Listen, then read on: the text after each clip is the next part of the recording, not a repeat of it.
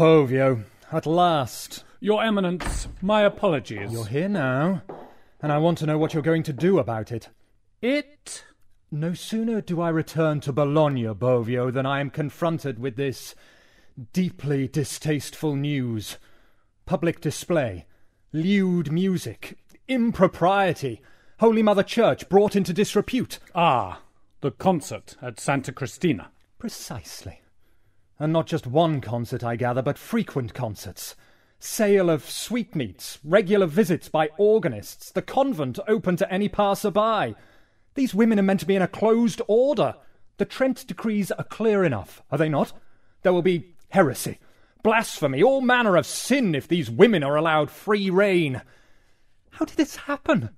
I am in Rome for, how long? A matter of a month or so, and when I return I find decay on my doorstep. Your Eminence, the Congregation of Bishops will investigate immediately. I don't want an investigation, Bovio. I want an end to it. Teach these women their place. Stop their singing. Am I clear? Of course, Your Eminence. Alleluia, alleluia.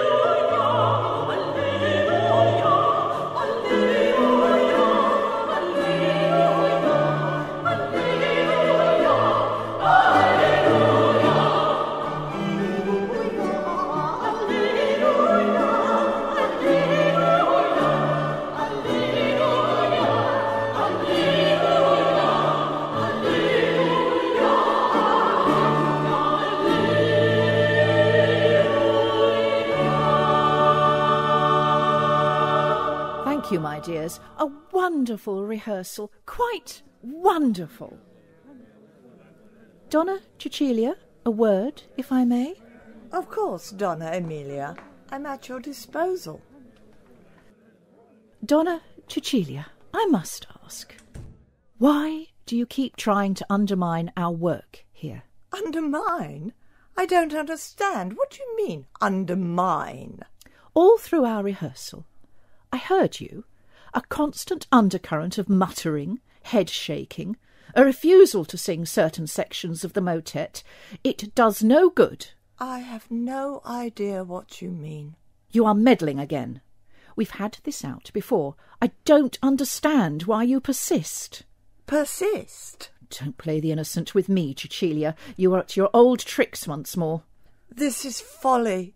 This is your anxiety emerging again, your situation, your position. My position? I have no need for anxiety. I have the support of the prioress. I have the support of our confessor, Don Maro, our vicar, Don Ruggiero, and the choir. They know what you are, what you would make of them. Dour and miserable dirges from vigils to compline, dull singing, nothing new or modern or exciting, nothing that would entice visitors to our church. Visitors? We should be a closed order with no visitors.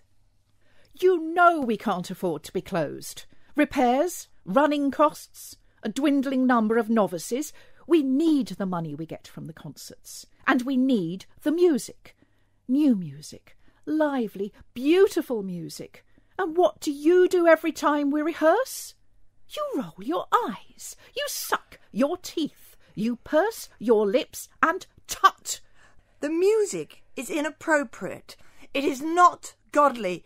It is not holy. It is impious. It is the music being made across the city by men of God, and now by our own Donna Lucrezia. Led astray by you and by your creature, Signor Venezzi. You should know better. But no, you must have it your way. You hypocrite! If you were choir mistress, you would have it all your way. But when you see someone else lead, organise, arrange, you seethe with envy. Envy? Call it pity. You cling to your place because without it, what are you? A base-born reminder of your family's shame. An embarrassment. At least I have a family worth the name. A family which visits me, sends me gifts and remembrances. When was the last time you saw any of your family? I have nothing further to say. When will I learn?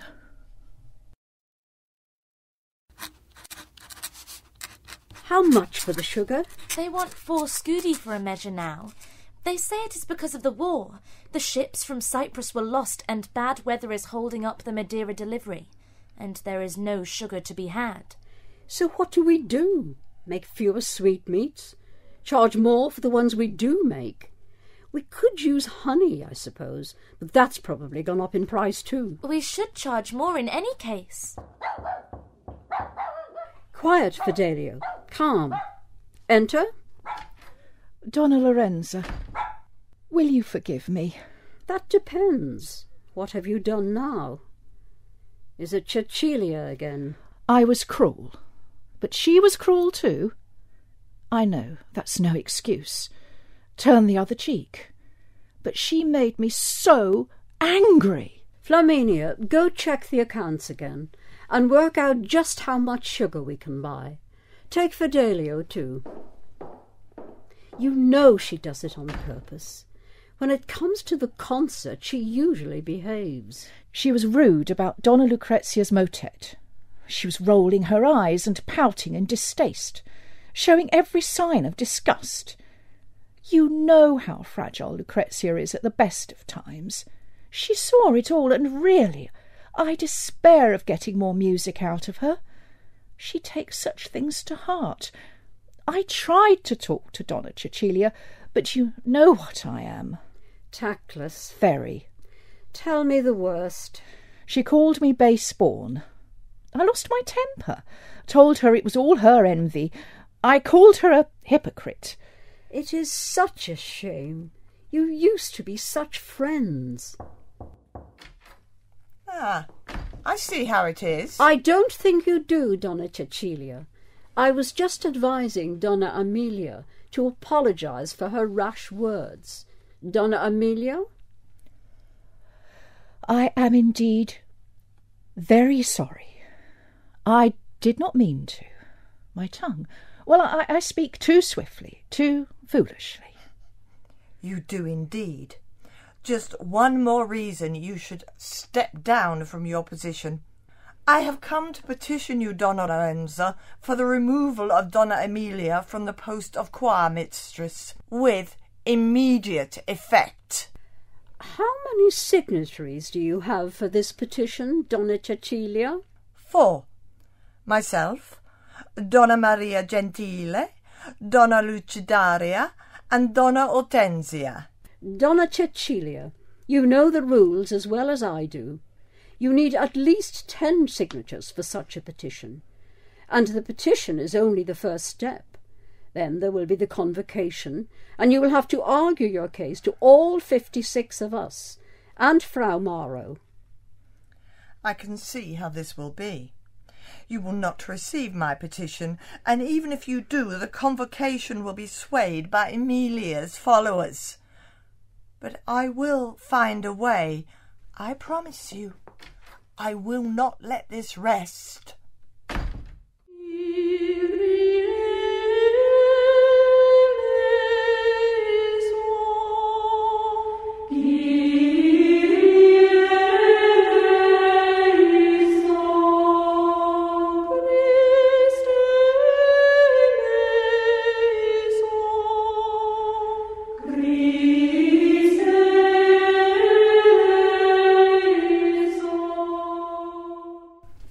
Your Eminence, I thought you should see this at once. Explain. An anonymous letter from one of the sisters at Santa Cristina. An indictment of their practices and their piety. It's all we could have hoped for, and more. Read. See for yourself. Negligence. Visitors during office and mass. The chapel left unattended. When the office is recited, it's not done according to the calendar. Cats come into the chapel. The prioress brings her dog into divine service. One nun even reads openly through the services. The convent is a nest of gossip and malice. The younger sisters are perpetually in the kitchens, making toffee. Cats. Toffee. This is ridiculous, both of you. There's the matter of the music master. They're paying him a stipend from convent funds. Not to mention excessive finery, mockery of those who fast, and dark rumours of unnatural practices. A den of iniquity. I think we have more than enough for a thorough investigation. Despite the toffee, you have done well, both of you. Very well. Summon Donna Maria Gentile.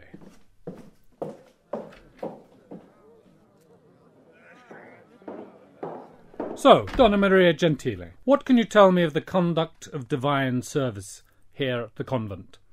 A disgrace, Your Excellency. It lies at the door of Donna Emilia. She has been choir mistress here for 6 years. She should have stepped aside years ago. But, well, let us say there has been a weakness. She is a bastard, but she comes from a family that has been very generous to Santa Cristina. Perhaps too generous. And what form does this disgrace take? She does not keep to the canticles. She insists on our singing in a way that you and the other wise bishops have already prohibited. But she will not change her ways. She encourages the writing of new music that is, well, I would not like to say what it is, except that it seems secular. Music that one might dance to. Music that a lover might sing under a balcony on a summer night. We have heard rumours. I could not say. I would not wish to bring my sisters into disrepute. How much longer will they continue, I wonder? Until they have what they need. Donna Lorenza, they have only seen Donna Maria Gentilia and Donna Ludovica. Donna Cecila's allies, all too ready to spread their poison. As yet they have called no one who could vouch for us, yet there are many ready to testify. We could try to make sure that they are called. No one could accuse Donna Camilla or Donna Lucrezia of any impropriety, and they are at the heart of the chapel, at the heart of our worship. If only I had not taken Fidelio into church with me. But he whines so when left alone, and nips at everyone, even you. You know that is just one of a multitude of errors we have apparently committed, and truly it is not wrong. Why, His Excellency Bishop Boncompagnie has wandered into the chapel, accompanied by a pair of greyhounds. We follow the men, and when we do, we are punished. How can we make the investigators give us ear? Have you told Signor Gozzadini? Cousin Ulysses?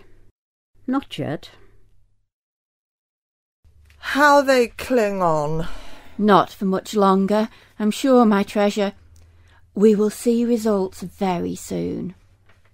Donna Lorenza and Donna Emilia, both forced to step down, the convent closed to the public, just as we hope. Only a few more weeks before His Eminence will see our testimony and issue his judgment. Patience, Donna Cecilia, patience. Signor Gozzadini, Donna Lorenza, with his clerk, Signor Zanelli. Ulysses, how pleased I am to see you. Flaminia, some wine, some sweetmeats for our guests. A spell in Venice and I return to this imbroglio. It must be hard on you, cousin. Our petty quarrels I can handle. His Eminence, I'm not so sure. He seems unstoppable. He is determined that we must all retreat into our cloisters and sing no more. For once so young, he is very fixed in his opinions.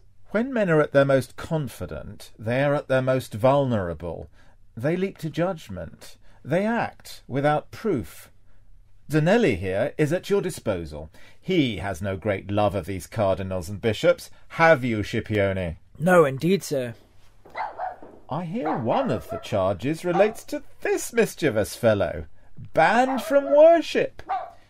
It seems inconsistent to me to punish the sisters for failing to attend their services, then to punish them for allowing God's creatures to join in those same services. Consistency is the enemy of the mighty. Careful, my boy. I might take your words personally. Flaminia can show Signor Zanelli all the relevant documents. Apart from the secret letter, of course. We've seen no trace of that. Do you have any idea where it came from? We have our suspicions, but no proof. It holds many charges. Every time we think we are at the end of our interrogation, another line of questioning is opened. The latest is to accuse us all of improper dress. Could it be anyone outside the convent? No. Whoever it is clearly knows our routines well. We all know that if it wasn't Donna Cecilia herself, it was one of her acolytes who wrote the thing. Then we must trick one of them into admitting it.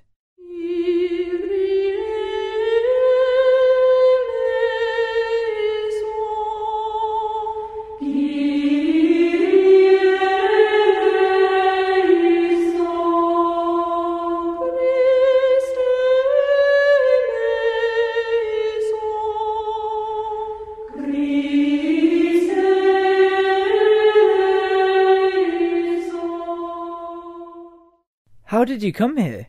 Hard work. Making myself useful. Like you, no doubt. I meant in the convent in Bologna. You do not look like a nun. You look different. Perhaps your father was a Moor. My mother. She was a slave. My father is one of the fine senators of the city. It is a common tale. She could not say no to her master. When her mistress discovered, my mother was sent here. She died. I survived. How is it that they taught you your lessons? What business is it of yours? But I will tell you, since you are so curious. I was given to Donna Lorenza as a serving girl when I was all but 5. At that time she was in charge of our library and all the copyists there. I watched. I copied as well. They all taught me, little by little, and I became a copyist too. Chance. Now let me show you the testimony that has been given so far, at least the little they have allowed us to see. One thing I can do is make sure they show us all their documents. Do it, then. If you can save us from enclosure, you will save us from more than seclusion. It will ruin the convent if they cut us off from the world. There isn't enough money to run the place without a regular income. Is that what they want, these churchmen? Will be unleashed on the world, a regiment of angry women. Your name? Donna Camilla Bombacci, professed nun of this order for 26 years this June. I play the organ. What can you tell me of this discord between Donna Emilia Grazzi and Donna Cecilia Bianchi? If there is discord, it is sown by Donna Cecilia. I have worked with both these sisters for many years now, and I know them well. Emilia is like an ox, shouldering her way through the mud, but she has a good heart. As for Donna Cecilia, she makes her mouths. She is at constant odds with everyone in the order for this or that. She is unhappy, and she wishes to make everyone around her unhappy also. Are you suggesting that the accusations made by Donna Cecilia and her friends are false? Not false, exactly, but not entirely true. Emilia uses the speaking parlour almost as her private chambers because she is in constant dialogue with the musicians of the city. It is through her efforts that Santa Cristina's services are so beautiful.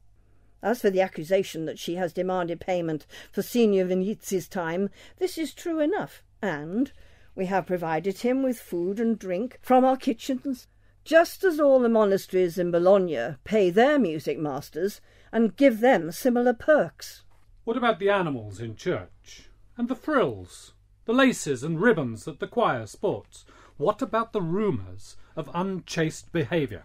As for the animals, they wander in and out every part of the convent except the infirmary. Who are we to stop God's creatures from hearing his word? I know nothing of frills and laces, or of unchaste behaviour. These accusations seem to me the work of overheated minds. What of the music made by you and your niece?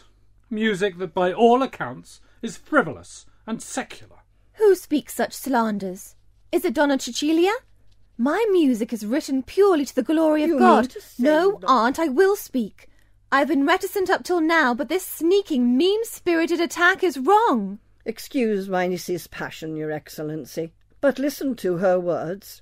Donna Emilia has been the butt of accusations before now, mainly because she is ambitious for herself and for us as musicians. These accusations have been dismissed before, and will be again. Your Excellency, I was one of those who argued for the hire of a music master.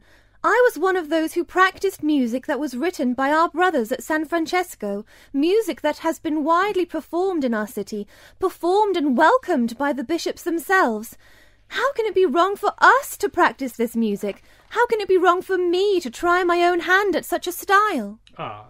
Well, I'll discuss it with your confessor, Don Maro, is that correct? Do you mean to say you've not spoken with Don Maro yet? You've not sought the word of a man of God on these matters? Yet you interrogate a servant to Don Cecilia. You interrogate Donna Maria Gentile, a spiteful young woman of no name and no learning.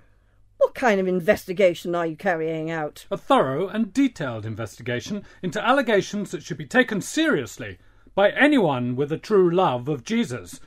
You call this into question? What kind of Christian worship is going on here?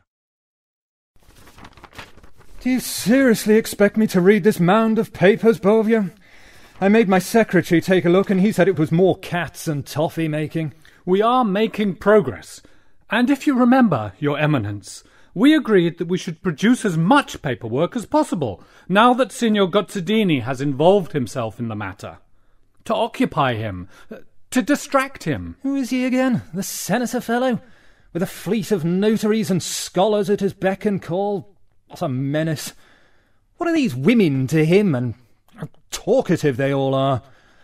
If only we could wall them all up and have done. Your Eminence, that is exactly what we are trying to do. Then get on with it. And don't weary me with their tedious ramblings. Deeds, not words. That's what I wish to see.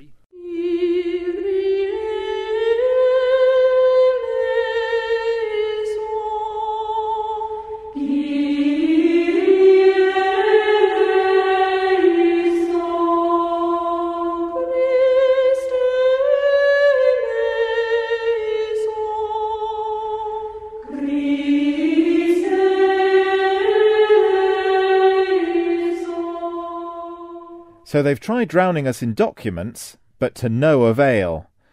What will their next trick be? They will invoke Trent, and they will claim that the ladies of the convent are bringing the order into disrepute. There is no solid proof of infringement of the Trent Articles, and the accusations against the sisters are frivolous and childish. If anyone has been unchaste, it appears to be Donna Cecilia herself. According to various witnesses, she has shared quarters with her servant woman Ludovica and with Donna Maria Gentile. At one point, she pressed Donna Emilia to share quarters, but this plea was refused. So, this is merely a banal matter of spurned passion. Banal? That has brought so great a calamity on the convent? You may be immune to passion, but that just means you have no conception of its dangers, its laws. You're half my age. What can you know of the power of passion? You're hardly out of the nursery. Don't exaggerate. It's irrelevant in any case. The difficulty is that Bovio won't let us question any of the witnesses. He's preventing the sisters from mounting a defence. But if I petition your cousin the Cardinal, we could secure the right to cross-examine and bring forward our own witness. You know my cousin doesn't like me. He may not like you, but he detests Ludovici. And he's senior to Ludovici. In the meantime, keep asking Bovio and the other bishops for a chance to cross-examine Donna Cecilia and her supporters. The more evasive they are, the more it helps our case. How long will you be? Is a fortnight long enough? 4 days to get to Rome? 4 or 5 days there, while you persuade Marc Antonio to agree to our petition? And 4 days back. That should be enough. He won't keep you swinging in the wind for too long. Not if you play your cards well, which you will. I will be back as soon as I can. I will let Donna Lorenza know. Will you miss me? Why would I? Even if you don't see me, you know I am here, in the city. thinking of you. You should not squander your thoughts on something unattainable. What are we men without our dreams of the unattainable? So all men are either dullards or dreamers. What does that make of the women who love you? Even greater fools. I am no fool, Signor Scipione. There, my treasure. You are ready. Sing for me before you snuff the candle. One of the old songs. From when we were girls, stealing apples from the orchard. From when everything seemed simple and straightforward. Regrets? Never. Donna Lorenza Bonsignori, please, be seated. Thank you, Your Grace. You've been prioress here for 3 years? Before that, you were in the library. That is correct. And all the time you have been prioress, Donna Emilia Grazzi had been choir mistress. That is correct. And you have received complaints about the conduct of the choir before now. That is correct. And you've done nothing about them. That is not correct. I have investigated any complaints, and I have found them baseless. Baseless? Complaints about the order of the service? The conduct of the service? I have only received complaints from 2 individuals out of our whole community. Those complaints should be balanced against the general appreciation and praise given to Donna Emilia for her management of the choir, her choice of music, the quality of our services. She is a highly valued member of our convent, Your Grace. But one flaw may lead to complete collapse. Your Grace, we are all flawed, in this community and out. It is our place to examine our own consciences. If we have committed errors, of course we must seek to mend our ways, and we are grateful to have our errors pointed out to us. If we look beyond Santa Cristina, we can see many more flaws, as you call them. Are you threatening me? How could I threaten Your Grace? Are you calling into question the conduct of the bishops? By no means. What are you getting at? All I know is that here at Santa Cristina we are privileged to shelter the daughters and sisters of some of the finest families in Bologna, the Gozzardini, the Bombacci, the Vizzana, the Orsi, and Azzolini. These women are unsettled by the investigation, the interrogations. We hope that Your Grace and His Eminence Cardinal Ludovici will be able to conclude your explorations and allow us to return to our lives of contemplation and worship. Then I see that we're of the same mind. A return to contemplation and worship. She had the audacity to threaten me. I have the decree here, Your Eminence, ready for your signature and your seal. I have the workmen standing by. The wall will be built within the week. They will have their wish for contemplation and worship in complete seclusion. Excellent. I almost wish I could watch as the wall is built, but that would be indecorous. Perhaps I shall simply come past and inspect the progress of the workmen. A great victory, Bobbio.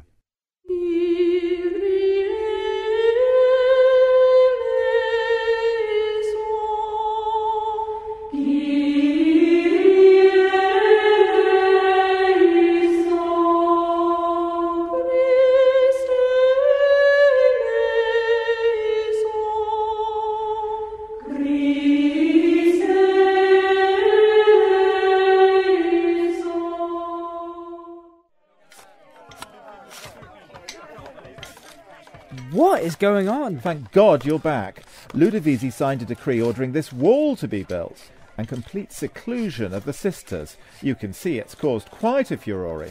Who persuaded all these people to come out? While you've been swanning around Rome, I've been recruiting supporters.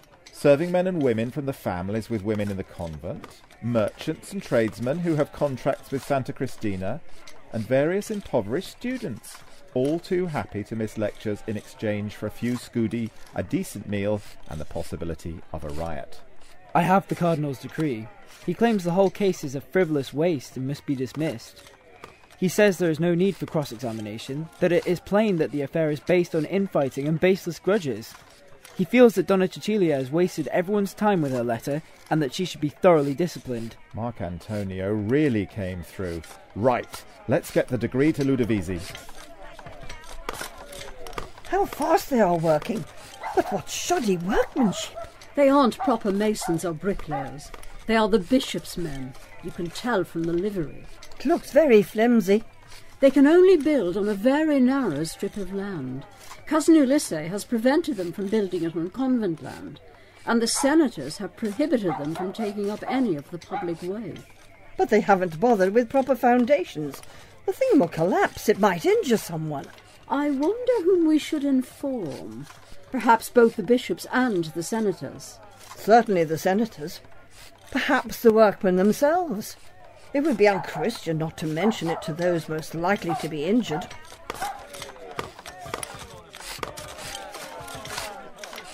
Sirs, my mistress the prioress has sent us out to warn you of some danger. Danger? Yes, indeed, sir. We fear for the safety of you and your men. This construction looks most precarious. It has no proper foundations. That's right, look. If I simply lean a little... Oh, heavens, do forgive me. I'd no idea. Imagine if one of you were underneath such a collapse. Imagine! Help! I'm losing my balance. All our workmanship. Shoddiness is what I call it. Blooming disgrace, that's what I call What's it. the point in it anyway? They've got perfectly good walls. Waste of bricks. Waste of manpower. Mind your own business. Clear off and let us get on with our work. Fine kind of work building a useless wall. You should know better, Giuseppe Ciocci. He's too busy smarming up to the bishops to build anything lasting. Aren't you, Ciocci? Here, sisters. Take the bricks that have fallen on your property. They're yours now. You can't do that. They're the bishop's bricks. We'll get some barrows. Clear up this mess.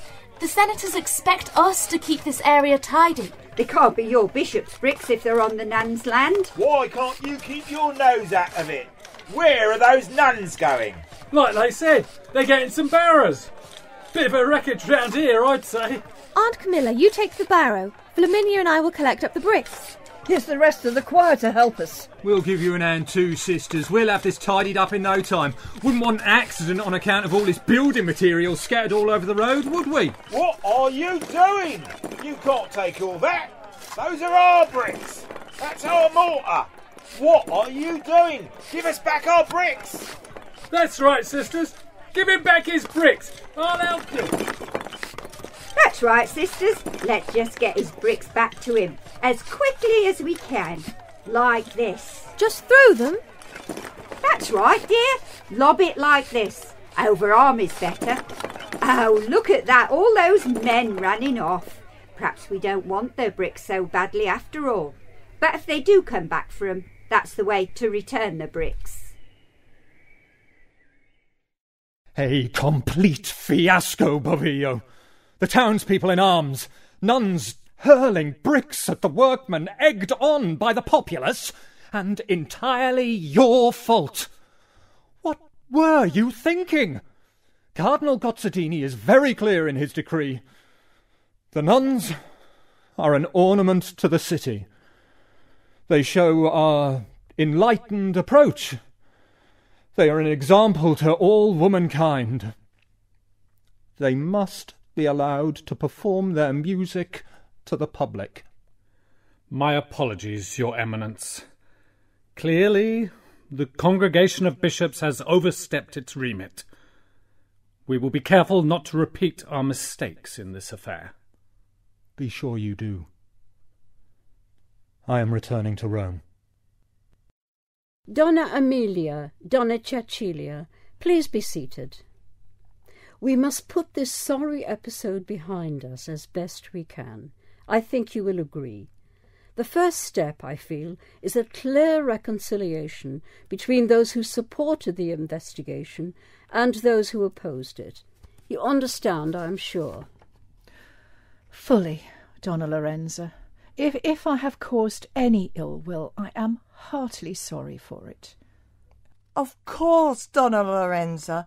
I will do my utmost to promote a harmonious atmosphere in the choir and throughout Santa Cristina. Excellent. And we will see both of you working together in our next concert before the congregation of bishops? Certainly, Donna Lorenza. Is this really farewell? I believe so. I can't persuade you to leave? Leave the convent? To become your mistress? Are you mad? Not my mistress. My wife. Don't be ridiculous. You could no more marry me than I could become prioress. If you left Santa Cristina, I would marry you. And destroy your career, your hopes, your hard work, your dreams. It would also hurt the convent. Can you imagine the scandal? Just as things are getting back to normal. All the rumours and stupid stories about nuns and lascivious behaviour would seem founded on the truth. Is that all that is holding you back? Rumour? Gossip? If I loved you, as you deserve to be loved, nothing would hold me back. That's brutal. Brutal, but honest. I'd make a dreadful wife, Scipione, quite apart from the fact that we barely know each other. Some people say that marriage is best that way, but I'm happier with the idea of marriage to someone or something I understand. So, a bride of Christ. Will you pray for me? I'll sing for you, Scipione.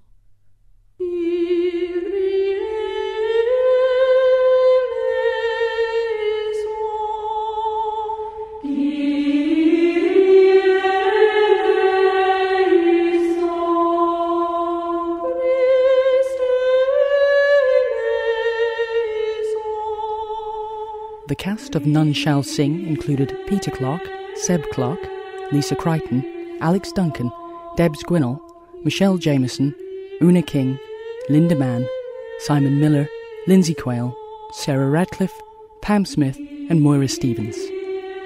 None Shall Sing was written by Zeba Clarke and produced exclusively for Women Today.